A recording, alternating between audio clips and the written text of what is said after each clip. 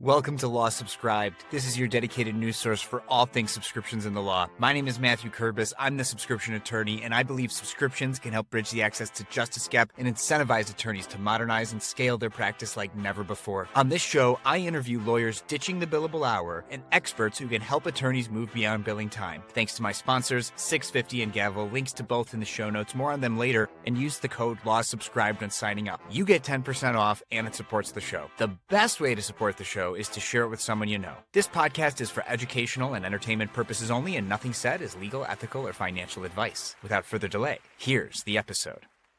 I'm thrilled to have with me today on the Law Subscribe podcast, Laura Kennedy. Laura, welcome to the show. Thanks, Matthew. It's nice to be here. Well, I'm always trying to learn about new legal tech and just tech in general. And so I had heard, I think, Zencase on Bob Ambrosi's podcast or something. So I figured, what the heck? I'm going to sign up for their newsletter, maybe attend some events. And the very first one that I attended was an event that you were doing, and you're talking about technology, and I love technology. And so let's just give a quick background for my audience if they haven't come across you before. Circle Management Group is the company, but why do you do what you do, and how did you end up doing it? Well, it's a pretty short story. I've been a legal technology consultant now for almost 30 years. The Circle Management Group was founded in 2006, and prior to that, I was a solo. And now we have four partners and a team of anywhere between 25 and 30 people. I started out doing gemology, believe it or not. That was my birth love, teaching people about diamonds and gold and platinum and colored stones, and moved into teaching and did high school teaching and taught art for a while. Then moved into computers, and probably one of the first people in several school districts, K-12, to actually embrace technology. And so I was teaching kids how to use it. Then for 2 school districts in Missouri, I taught the teachers how to use the technology, which was a very interesting change from teaching college students about diamonds and platinum to teaching high school kids about art to teaching adults how to use a computer in the age of Windows 95. I mean, look, for what it's worth, I mean, I used to be a camp counselor teaching 8-year-olds how to shoot a bow and arrow and hit a target. So, I mean, I feel like these are some of the things where if you could teach kids art or teach kids how to shoot a bow and arrow and hit a target, you could teach anything, right? I did that for quite a few years. And then as the grant money ran out, they still wanted that same level of time from me. And I said, no, thanks. And I actually started working with a friend of mine who was a lawyer on time and billing products, and started doing that in the late 90s. And that is how I came into legal technology. Wow. So you came into it as it relates to how lawyers make money and bill their time. That was your entryway. Yeah. Oh man. And so I got to imagine then that you've seen it all the highs and lows of billable time, and how lawyers are just terrible at tracking their time. I've seen it all. I've seen everything. I think nothing surprises me anymore. Nothing shocks me. I used to be astounded, and now I'm not. So, it's just the way of the world. Well, I will say I am still using, now I produce this podcast all on my own, and I am using skills taught to me by an English teacher from high school who thought it was important that we learn about technology. Mm-hmm. And so teachers teaching about technology is a super valuable thing, and that you were doing it when you were doing it was, I'm going to say visionary, just so you know, because because when I was in high school, I graduated in 2007, just to give people now everybody knows how old I am. I don't think I've ever disclosed that before, but in that time in the early aughts, iMovie had just been released, and my English teacher, Mrs. Brown, thought it was so important that we learn how to use these tools. She thought it was going to be the future, and this was before YouTube was even a thing. Yeah. So it's really something. So now getting back to your experience helping lawyers early on. So that one friend who became client, you just decided, okay, I like working with lawyers, and so you just continue to just work with lawyers. Why? We're a tough sell on anything. So why work with lawyers? I don't know. It was just kind of the path that I took, and lawyers are interesting. They are there to do the best work that they can for their clients. Kind of like teachers, you know, there's a higher thought process, a higher respect for humanity, I think mostly that lawyers have, same as educators. And so I think it was a natural progression for me in terms of the people that I wanted to work with every day. Mhm. I think lawyers as a whole tend to want to be the best that they can be for themselves, for their staff, for their clients. And that's what a teacher does every day. So like I said, side by side. Right. So then I have to imagine that at least at the time that you got started helping lawyers, there were still a lot of paper timesheets. Is that true? Oh yeah, little sheets of paper that they would write it on and stick it on a post. And then their legal assistant or their secretary would come and collect the post, pull the paper off, put the post back, and go to their desk and either type it into a Word document, type it into an Excel spreadsheet, type it on the typewriter. Just depended on yeah, typewriters still Yeah. existed back in those days. Lawyers and secretaries were afraid of them, and so they would do all of that. Or some of the more progressive lawyers would actually dictate their time. Right, right. And I'll tell you what, lawyers are still dictating their time. Yes, they are. Yeah. Except we get to use tools today like Theory and iPhone microphones and things like that for lawyers to dictate into their mobile apps and be able to do that. But yes, they still do. Wow. Okay, so this is good. This is good to get this history lesson. So then the technology comes along. So we well even before then, like so when you were getting started in the consulting Mhm. of lawyers with time and billing, were you just helping like improve those very manual processes, or were you when you came in you were like, no, we have to adopt some kind of technology here to speed up this process? Well, it's interesting because when I came in, there were computers in the office. They were sporadic, and a lot of them were still DOS based or Windows 3.1.1, which was still pretty DOSy, right? Yeah.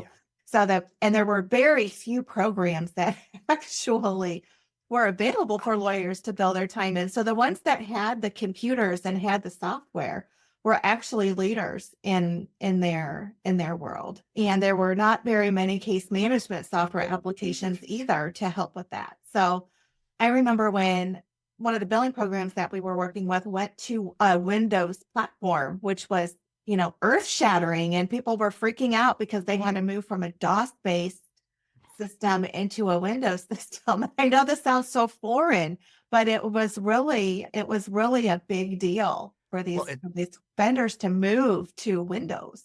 it's foreign, but it's not because with any large change, lawyers get very scared with any large change in technology, and it just sounds like it's always been the case. It's not unique to any generation of It is lawyers. not. It is not. It's just whatever it was that they were doing before with technology or non-technology and having to move here. It's a scary proposition. And so my job is to help pave that way so that it's not such a scary thing for them to do. We're just not doing DOS to Windows anymore or Word Perfect to Word. We're doing, oh my gosh, we have to go to the cloud and we have to deal with AI and we're dealing with all of these new technologies. And it's very daunting and overwhelming to a lot of lawyers and to a lot of people, but especially, my focus being legal tech, it's a daunting proposition. So I as much as I do want to keep going with the history lesson, and I may decide to go back to some of that, just based upon what you were just saying, like you're the trusted tech expert for the lawyers. Mhm. So when AI hits the scene, I mean, and AI has been around, like e-discovery and like Oh other yeah, things, been around but for a long time. It's just yeah, not been like in your face prominent. right. But like Gen AI in particular and the natural language interface that, you have with it. I'm curious to know, well, first of all, you have to learn all these things. So I want to know what that's like, but I also want to know what it's like with, your long history of trying to get lawyers to adopt technology and learn technology and teach them technology when now all they have to do is communicate with it like they communicate with any other human. And like what that difference looks like, and if they're still fighting it, even though it's like way easier to interface with Gen AI than any other kind of technology previously. Well, I think they are because I think that lawyers, when they're thinking through how to deal with a case, they're either wanting to talk to a colleague or they want to dictate to their secretary or they want to dictate into their dictaphone. They want to kind of pull their thoughts together in a different way. And this is a learned behavior. So The ones who are not going to adopt Gen AI are the ones that don't use Siri, they don't use Alexa, they don't trust they don't trust the technology. And so it's an interesting conversation. And I think one of the things that starts with having the lawyers take that on is to give it purpose. And I've been working a lot with the vendors of the software applications to discuss ways to give AI purpose. What can they do with their software? How is it going to help them? I think I'm not a big fan of just opening up ChatGPT and asking it a question myself. I mean, I can, and I do from time to time, but I would much rather see AI go in and be able to have it do something that is meaningful to me. Have it generate a report, have it create a task list, have it do something, and have that AI integrated into the platform in such a way that it's much more productive. Interesting. So the way you're saying how to use Gen AI is not treating it as a source of truth or an oracle, if you will. Right. Right. Right. Which is the right way to use the tool, Right. I think. Exactly. There are still lawyers at the time of recording. More lawyers have gotten in trouble for thinking that it's an oracle, that it's a source of truth, when that's not what it is. Yeah, just check on the news lately, people. It's not a source of truth. It is not a place to go and have your kids go and get a history lesson, I don't think, right now. I don't think so. I don't think so. Like it is incredibly like what at least mimics creativity, right? Right. And it Right. does a great job of in analyzing and summarizing things you give it. Correct. And I'm Uh, seeing a big push for the Gen AI to be not so global, but more centric into their firm and their firm's data, but using the tool, but keeping it so that it's not feeding the big artificial intelligence databases out there with, confidential information, attorney-client privilege. So really trying to keep it in-house and have it learn their data and their institutional knowledge and their documents and their processes and manage their, all of the things that have to do with the business of the firm. right. And all of these efficiencies Right. lead to the death of the billable hour if it wasn't already on the chopping block. What are your thoughts on that progression? So as a person who has to track billable time as well, because, you speak the language of your people. And so lawyers generally understand the value of the billable hour, even for us to do billing to them. They understand that it's a language that they embrace. So what happens then is we've been moving personally away from the billable hour and doing things more on a project basis and flat fee per task basis, task-based flat fees, sections of phasing bills as it, however you want to do it, which is really a lot of what I have seen. Even some of the e-billing platforms, the insurance companies are doing that same thing. They're going to let the lawyers track their time, but they're going to give them a budget not to exceed, which is basically the death of the billable hour because they have a cap, right? So Right. they can track hours up to that cap. And so what happens with those situations then is we find more and more movement away from the billable hour because the clients that they're servicing also want to have some type of parameters around the time that's being spent on their cases. They don't want to just open up their checkbook and say, here you go, here's just do what you need to do. I think they're looking for boundaries on the lawyer's time, or actually not on the lawyer's time. They don't care how much time the lawyer spends. They want budgets around their costs. Right. Pricing certainty has value to it on its own. Right. And having some say in if they're going to go over that amount, having some conversation around that, why, having the lawyer communicate with them about the direction of their case, or why would we have to spend more money? Why are these things costing so much? And that type of conversation becomes this more centralized in the firm. And as that becomes more centralized in the firm, more and more attorneys are like, I don't know if we're going to keep doing the billable hour. Can we do some of these adjusted and alternative fee agreements with our clients? And they're starting to talk about it. It's a slow conversation, though. It's not something that is like really prevalent out there with a lot of the attorneys who rely on that billable hour. I'm not seeing it in family law. I'm not seeing it in civil litigation when you have a high profile corporation that you're dealing with. Where I am seeing it, where it's been there for a long time, is in estate planning, elder law has a lot of that. Their clients are, trying to deal with things like Medicaid and Medicare. They don't have a ton of money, so they're trying to offer them services within a budget. Estate planning for sure. Seeing it more in business law and with opening corporations, doing corporate work, less hourly, more flat fee driven. Those types of legal tasks are being done more on flat fees than they are on hours. I want to pull on a thread of something you said. You said lawyers are slow to have these conversations. And I wonder if they're so slow because they get paid the longer they work on stuff. So everything is slow to tech adoption, slow to alternative fee Right. arrangement adoption, right? Everything's slow because why worry about efficiency when you make more money the longer things take? So, Right. and even though we have our ethics, and I don't think I think some lawyers probably are, but I think most lawyers are probably not thinking, oh, I'm going to take my time on this because I'm going to make more money. I think that the incentives are just not there and you can move faster and not like super fast, and you could still ethically provide competent advice and do good work. It just doesn't need to be as slow and painstaking Well, as it is. I would say there's that, and there's also a lot of firms out there who are running on technology that is not an investment for the firm. When firms and law firms generally look at technology as an expense rather than an investment, they're running on old platforms, they're running on slow technology, they're running on things that are not going to give them any efficiency at all whatsoever. The first thing that has to change for a firm to become efficient is that they need to view technology as an investment. And when they do that, and they can actually visualize that the technology is going to help them make more money as opposed to not, instead of it, flying out of their own personal pockets, then there's a shift that happens where we can have those kinds of conversations.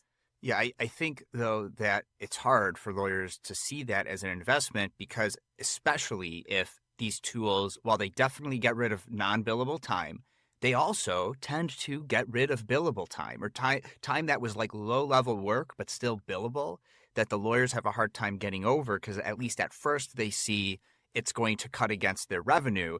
Now, I think that there is, and I've been going to ABA Tech Show for 14 years, so I know that these legal tech companies, they say, oh, well, there's going to be more billable work that you could do, higher value and all this stuff. And I think that's true for a while, but I think you get diminishing returns on that type of an argument. And eventually there's a tipping point where no, if you're still billing time, you're going to be losing money. And there's going to be more profitable ways to make money with alternative fee arrangements, right? And so I think that, and part of the reason, another reason I think, and I'm curious to get your perspective on this, is that lawyers see themselves as cost centers to their clients. A lot of times they don't even look at themselves as I'm generating something valuable for my client, because they're just like, how much time is it going to take? And I'm going to charge my client that amount. And I'm a cost center to them, whether they think about it in business terms like that or not. That's how their client sees it.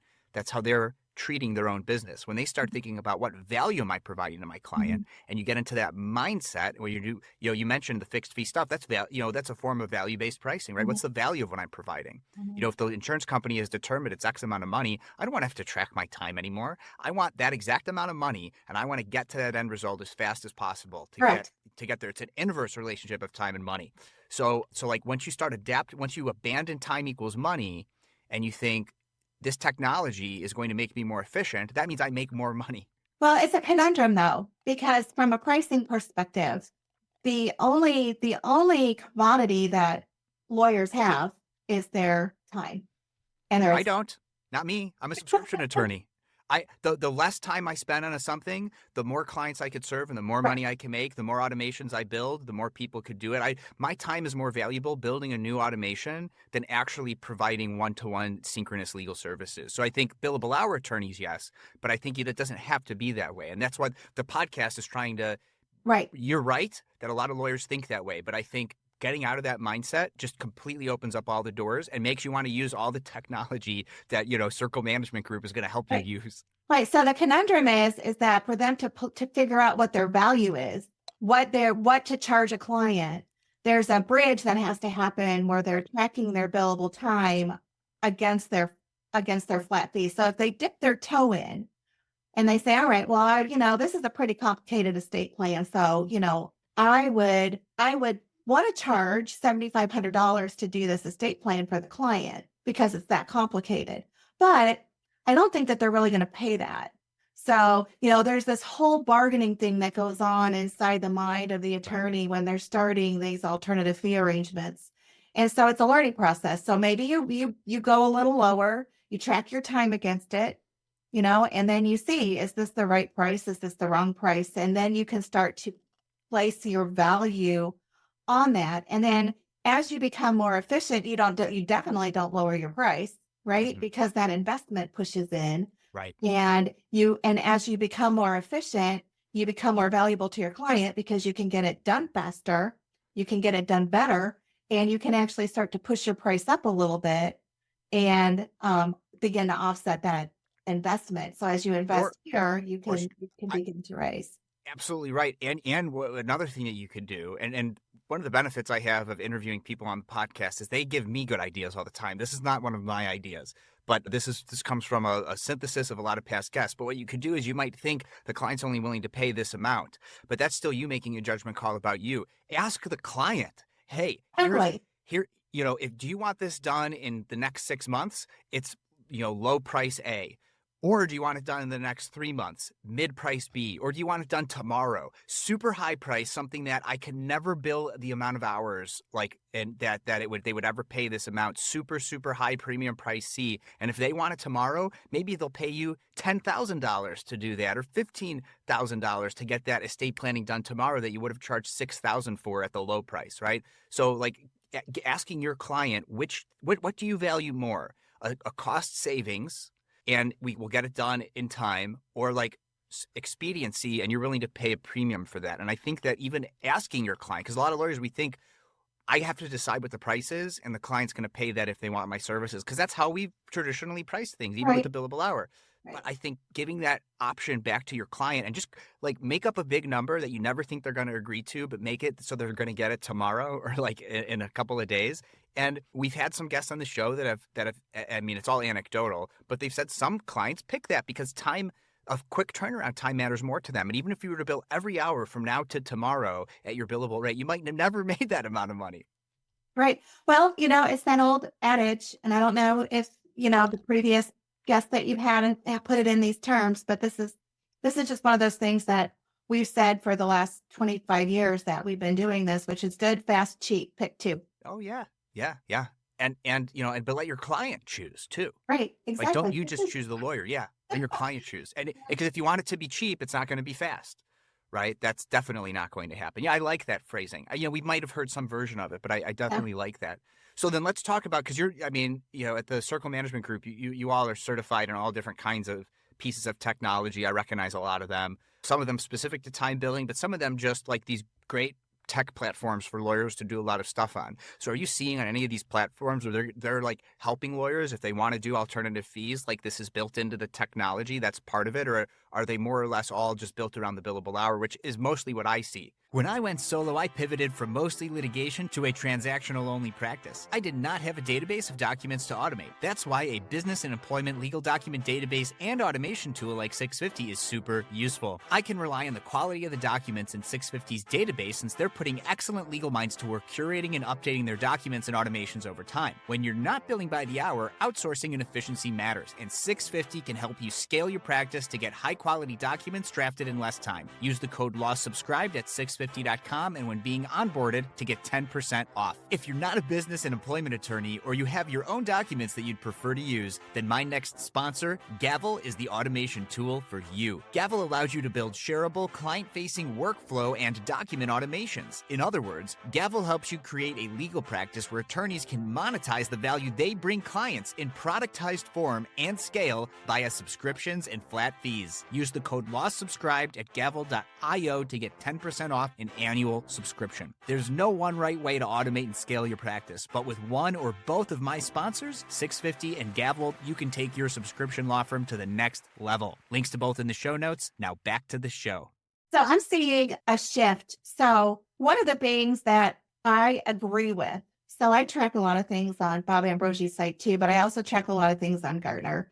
And one of the things that Gartner was saying around the tech trends that are happening in 2024 is there's more of a project management focus in case management and matter management these days, as opposed to traditional practice management. Traditional practice management focused in on silos of information, in my opinion, contacts, matters, notes, phone calls, tasks, events, and that sort of capturing, automation to capture that time as you were doing it. So you would bill for the 0.22 that you did to open up this document and work on this document. And that was how the time capture was designed. The newer platforms, the more agile platforms, the ones that didn't grow up and their foundation in the 90s and the 2000s, the ones that are being developed now where the software is designed on platforms that are agile and the developers are younger attorneys, I would say, who are trying to solve a problem for themselves. These types of platforms now are very project management based. And what you're seeing is you're seeing budgets on tasks. You're saying, okay, this is what I'm budgeting. This is what I told the client I was going to budget. So they're tracking it by doing their work. And there's a big thing right now around passive timekeeping where it's tracking what you're doing behind the scenes. And the passive timekeeping, there's two types of it. I think there's the ones that just run on the computer and they track everything you do. Even if you go to a Google site or you're on Facebook for 10 minutes or whatever it is, it's tracking everything you're doing. Then there's the ones that are much more driven towards the work that you're doing within the system. And for those firms that are still on the billable hour, it gives you the opportunity to see what you did for the day. How you sent an email, you sent another email, you sent an email. It's tracking all of that, and it's creating a timesheet for the lawyer. It's tracking when the calendar event is passed and how long was the calendar event for. Did they complete a task? Did they enter a note? Those types of things are still valuable for some firms. But on the flip side of that, they are also offering the ability to do those alternative fee arrangements where you can bill against the budget. So when that task is complete, it will create the time entry against your budgeted amount as opposed to the amount of time that you did. So if you come across those time and billing arrangement products that have those types of automations in them, those are the ones that are going to move you along the spectrum of technology. Mm-hmm. Yeah, as you were saying that, I was remembering how earlier you're talking about how you haven't yet come across like family law attorneys who are using billable hour models. We've had a few of them on the show, and I think jurisdiction does kind of matter and like what the legal ethics allow for. But I've only actually interviewed one. He only does civil litigation law, and he does it on pure subscription. Like he doesn't even do any hybrid subscription flat fee, which is what I tend to recommend, some kind of hybrid subscription flat fee, because you still have overscoping, underscoping problems. But he does a very particular kind of litigation. He has long time relationships with his clients. He could ask his clients, what's your budget for this case for the next year? And he's like, okay, we're just going to divide that by 12. Mm-hmm. And I still think there are nuances to maybe you want a settlement success fee. Like if you settle it within so many months, you get a success fee. And then if it takes longer to settle it, that success fee goes down, to incentivize let's resolve this litigation sooner. So I still think there are ways to do a hybrid subscription flat fee. Some of these family law attorneys, they're doing segmented fees. And this is what I think this could be adapted to maybe more practice areas than just that pure subscription play that other attorney's doing. Brandon Harder, I want to say. His episode would not be live at the time we're interviewing, so you couldn't have even listened to it anyway.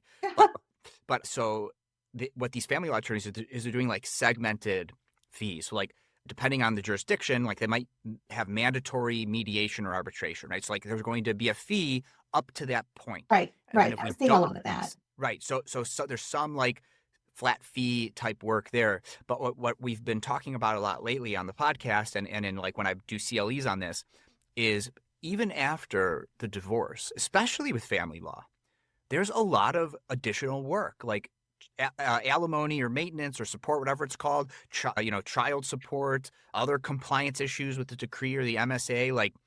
it's really easy to come up with a maintenance plan where they pay you a monthly subscription and maybe you have like mandatory quarterly check-ins with them. So you're at least earning your fee because of the ethics of earning a fee and not just paying it, Right. right?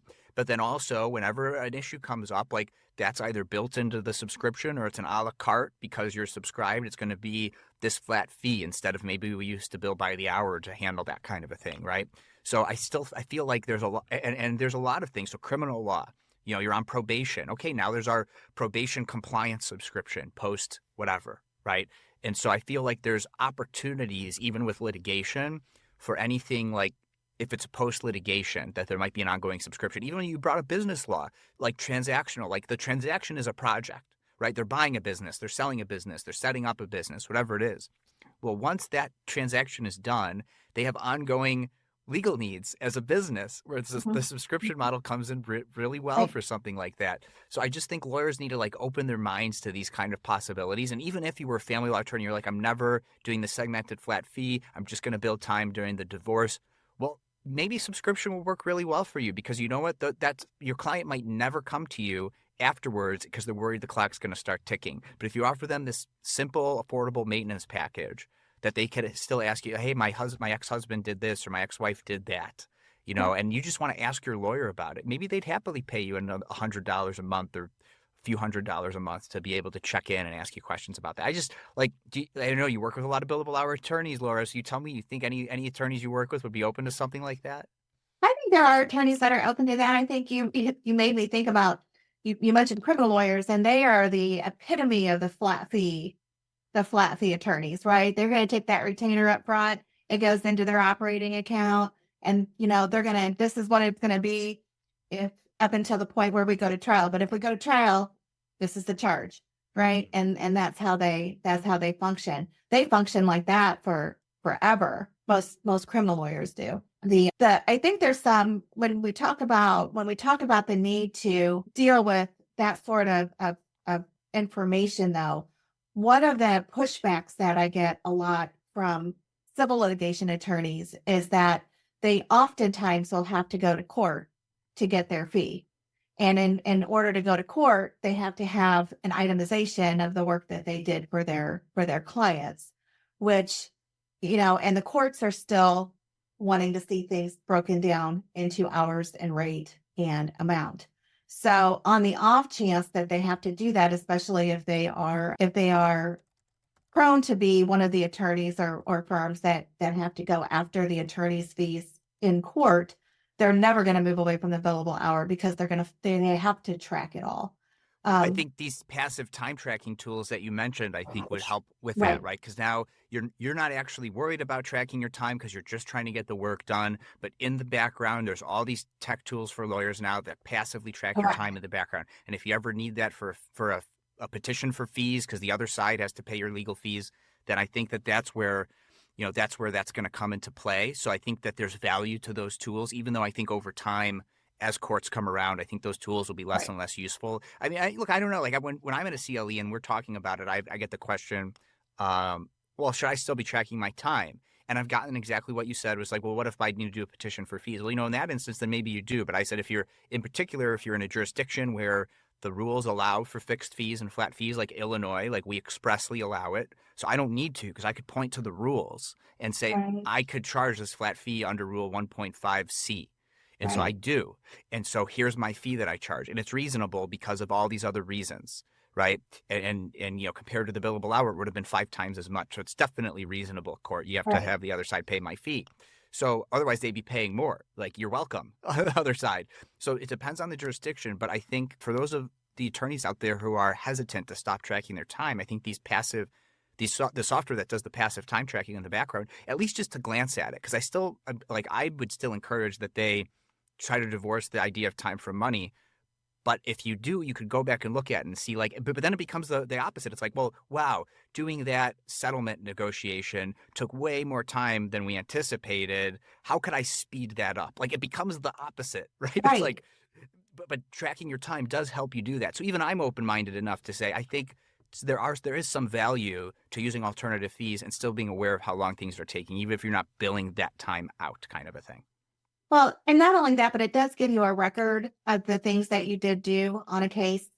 if you're not of the mind that you're going to put the information into the system via a note, or you're going to save all the emails to the case, or you're going to enforce, gathering of all those communications, and I think the discipline of putting in the time entries is a way for the attorneys to record what they're doing on a case, and maintaining that record in case of a malpractice suit or something along those lines. They have that information, and time entries have historically been, this is what I did on your case, as opposed to tracking it through other record types associated with the case. And I'm And sure no lawyers have ever gone in and fudged that they did something. Oh, wait. I mean, like, because you run into that, like, that problem though too, is like a lawyer could always go back and fudge their time. And lawyers that are so bad at billing time, which we haven't really even talked about too much yet, is they're really bad at billing their time. The Clio Trends report basically shows that no lawyer likes to bill their time. sure. They're at the end of the month, they're like, shoot, what did I work on? And they try to go back and they do the Look at best their job. sent email. They go back and they look at their calendar. They go back and they look at their legal pads to figure out what they jotted down. I've been there. I've done that, trying to put together a bill for a client who was on an hourly agreement. I've had to go back and figure that out. And it's a time waste. It's a time suck. You lose a whole entire day doing nothing but recreating your timesheet for billing. Or Right, so it just cost you thousands of dollars to figure out how to make money. This is why the podcast exists, because I'm trying to get lawyers. Nobody likes to do it. I'm just saying there's a better way. Even Laura, you said you all are moving to value-based and project-based billing. Let me tell you, lawyers that don't want to learn technology and they just want to ask the consultant, there's a really good subscription model in there for you. I could see the potential for something like that with these law firms, right?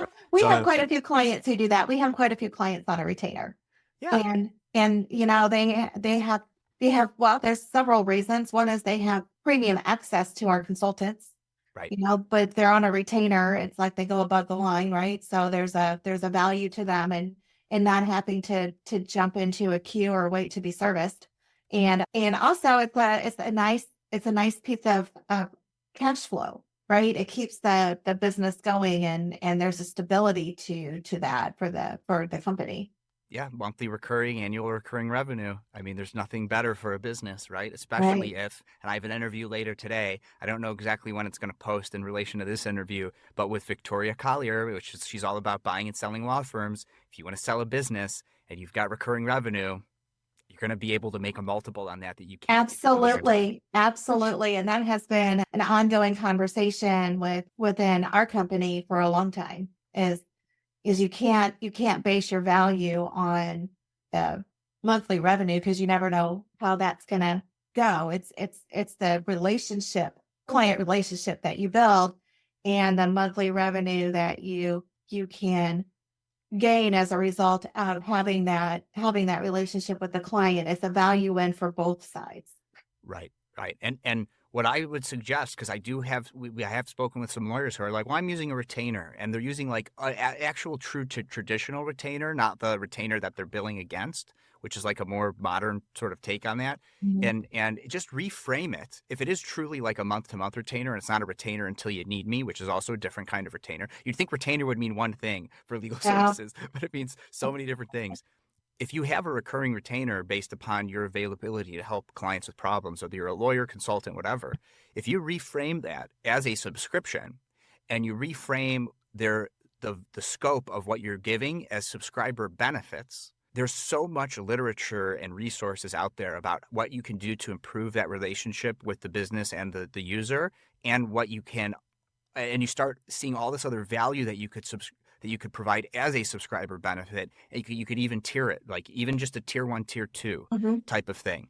Even Jess Birkin, I always go back to Jess Birkin. She was doing billable hours for nonprofits. She wanted to move to subscription. And whenever a new client came in, she said, here's the billable hour, here's the subscription. Which one do you want to choose? So she just let her client choose.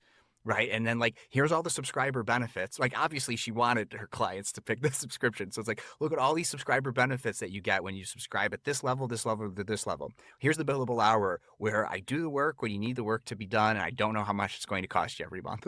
And so, which would you choose as a consumer? So Yeah. like, it's time that I think that we start to move to that, but we'll see. I also want to ask with the time we have left, like, have you mentioned the criminal attorneys, maybe some of them doing it, but have you seen any lawyers using alternative business models successfully, or any failures that maybe we could all learn from?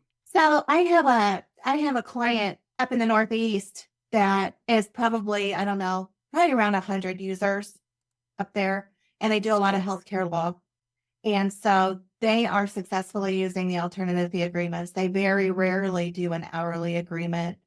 And they're a really great client. And they have a great relationship with their employees and also with their clients. And one of the things that has really helped with that is they've been able to actually acquire some younger talent, because as a result of not being tied by the billable hour, they can bring on associates who are still dedicated to the work. But because they're not billing by the hour, there's not this heavy, oh my gosh, you have to put 100 hours in as an associate type of culture within the firm. The whole goal is to get the work done. And so what they have found is, by doing these alternative fee agreements, they are actually having their attorneys work harder for them, because they have a more consistent way to look at the revenue coming into the firm for all of these different things. And so they can anticipate their bonus structure so much easier, because they have a sense of what the revenue is going to be as a result. So there's a whole lot of benefits for acquiring the younger talent to do it. And with that comes acquiring the technology to be able to do the drudge work, right?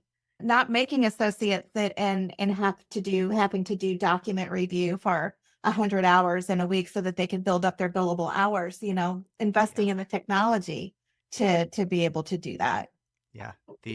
Employee retention in the labor shortage that we have for like actual qualified licensed attorneys is huge benefit of alternative business model. And it sounds like for you love that client also because they probably love adopting technology. And it's Well, I think easier. they love It's easier. adapting efficiency. There's a whole mindset that happens when the lights come on, and from a teacher perspective, which is, where my foundation is, when the managing partners all of a sudden have all those lights come on and they start to trigger through, oh my gosh, if we did this, and we did this, and we did this, how can we make this happen, Laura?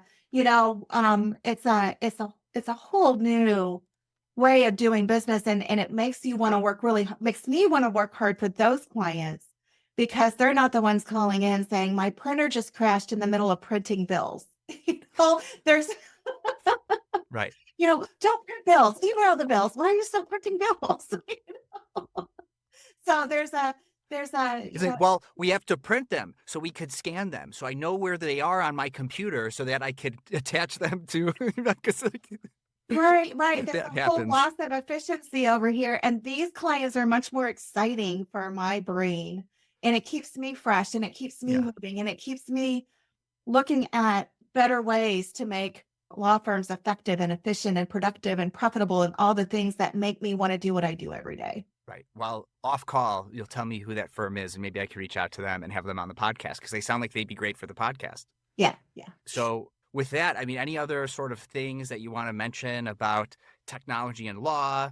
Any other like tips for lawyers listening in? Because a lot of my listeners, the bulk of my listeners are probably already bought into, I don't want to bill my time anymore. And maybe they've already moved away from it. But I definitely get new listeners all the time who are still billing their time. I think even just with that last conversation we had, I think that was a great reason for them to think about alternative fees. But whether we're talking about billing time or not, just like maybe some final tech tips for lawyers.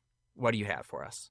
So I think on a wrapping up note, invest in the technology, but invest in the technology with a purpose. Don't invest in the technology for the sake of saying that you have this app or that app, and don't invest in it because the law firm down the street uses it. that's not may or may not be the right tech for you. You need to know what you have. You need to know what you need. Every firm is unique and has their own unique goals. So whether it is practice management, document management, time and billing, accounting, litigation support, email, e-discovery, whatever it is that you're looking, whatever problem you're trying to solve, identify the problem and the technology to do that. And I do not believe necessarily that lawyers themselves generally are any more equipped to pick out their technology themselves than I, as a consultant, am to go and represent myself in court. I think find a trusted advisor, find a consultant, get an assessment done, prepare the budget, solve the problems, and make sure you've got the right people in the right jobs to help you implement it. And do not skimp on training, ever skimp on training, because the worst thing you can do is invest in a piece of software that you're paying a subscription for monthly that nobody is using.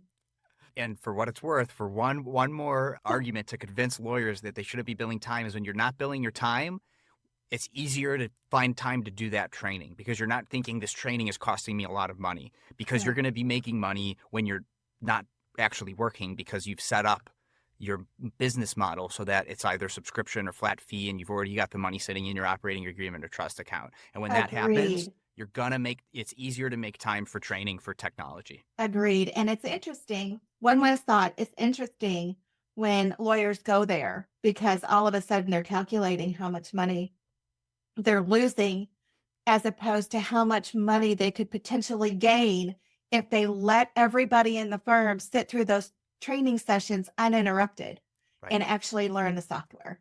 Right. So with that, my last question I like to ask all my guests is a hot dog a sandwich, and why? Well, I think it's a sandwich because it's a piece of meat in between two pieces of bread. All right. If anyone wants to follow up with you or reach out, what's the best way for them to do that? Call or text our office number 336-841-2187 or email clientsuccess@cmgconsultants.com.